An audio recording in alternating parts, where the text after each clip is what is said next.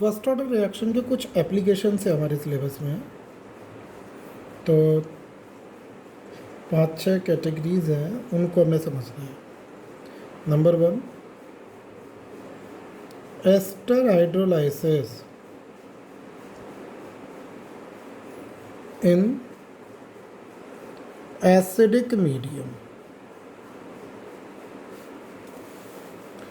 Number 2, एक एक करके भी इनको डिस्कस करेंगे। Inversion of cane sugar. Number 3, decomposition of H2O2। Number 4, radioactivity first order है। And number 5, calculation of rate constant by comparing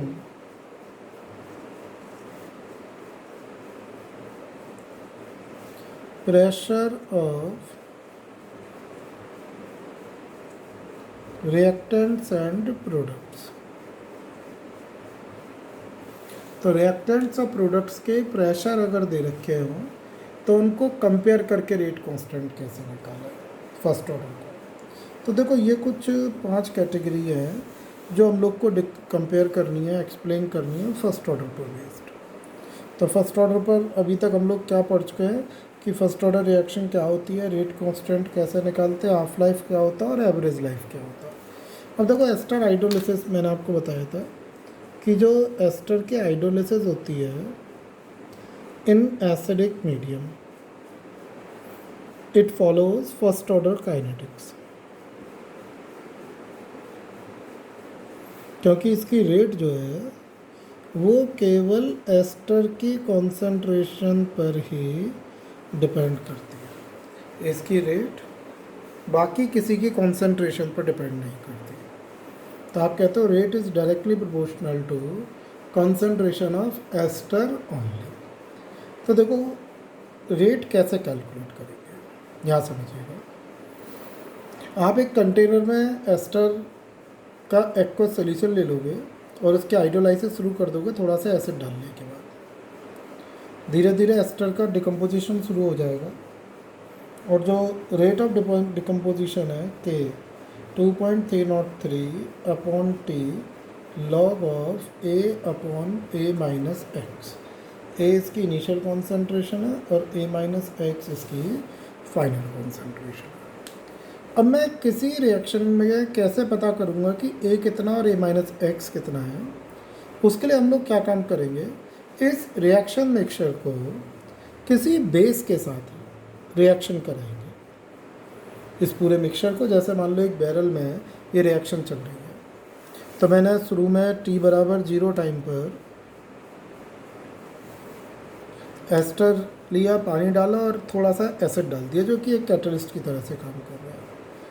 और ये सब बैरल में से मिलाने के जस्ट बाद एक सैंपल टेस्ट ट्यूब में बाहर निकाल लिया। मान लो 2-4 ml का टेस्ट ट्यूब में सैंपल निकाल दिया। उसकी टाइट्रेशन मैंने NaOH से कराई। बेस ले लिया, उस NaOH की मोलरिटी कुछ भी हो सकती है पर मुझे पता है कि भाई 0.1 मोलर लिया, 1 मोलर लिया, जो भी लिया उसकी नोन होगी मोलरिटी। अब इस 0 टाइम पर जो वॉल्यूम NaOH का लगा इसको रिएक्शन करने के लिए, मान लो वो V0 है। फिर थोड़ी देर के बाद यानी कि T टाइम पर मैंने दोबारा एक सैंपल निकाला उसमें से 2-4 ml का और उसको फिर NaOH से टाइट्रेट कराया। तो मान लो NaOH यहाँ लगा VT और फिर इन्फिनिटी पर। इन्फिनिटी का मतलब जब रिएक्शन ऑलमोस्ट रुक गई, ठीक है, तो उस समय हम लोगों ने NaOH का सैंपल, NaOH से इसको रिएक्शन कराया इसके सैंपल को, और मान लो वहाँ पर NaOH का जो वॉल्यूम लगा वो V इन्फिनिटी लगा।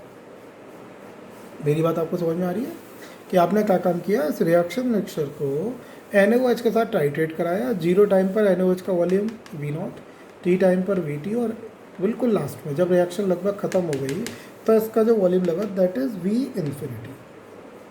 क्लियर। तो प्रॉब्लम हमारा ये है बेटा कि कैसे हम लोग इस V0, Vt और V इन्फिनिटी को कोरिलेट करें इस A से और A माइनस एक्स से। जैसे अगर एस्टर के हाइड्रोलाइसिस हम लिखते हैं तो ये क्या होगा, C2H5 plus H2O, CH3COOH plus C2H5OH।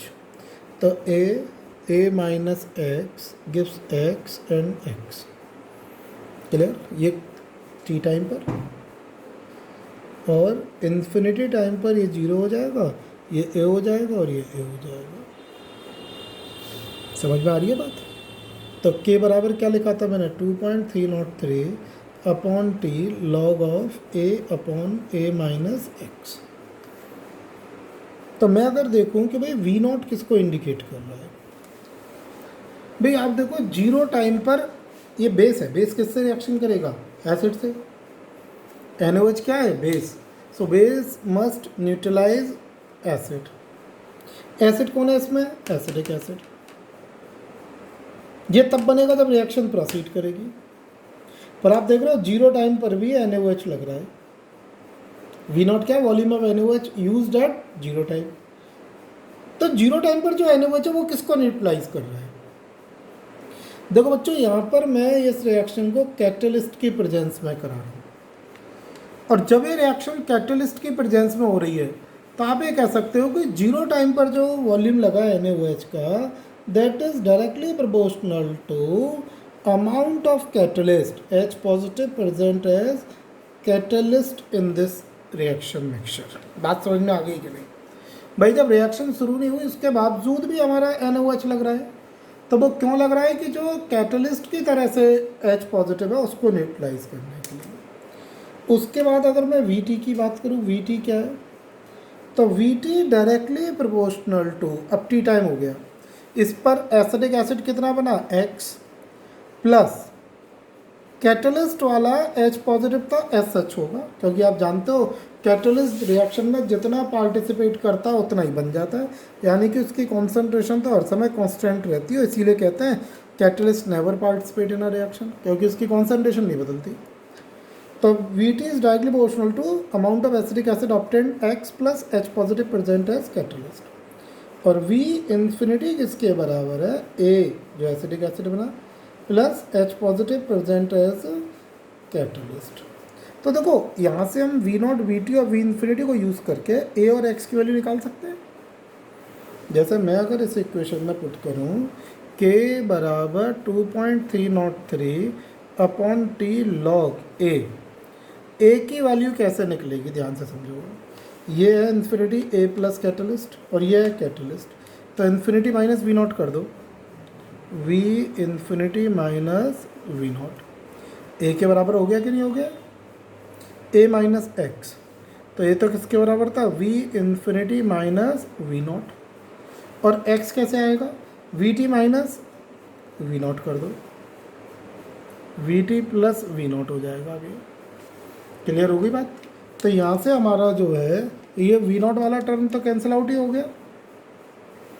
तो K बराबर 2.303 upon T log V infinity minus V0 upon V infinity minus Vt।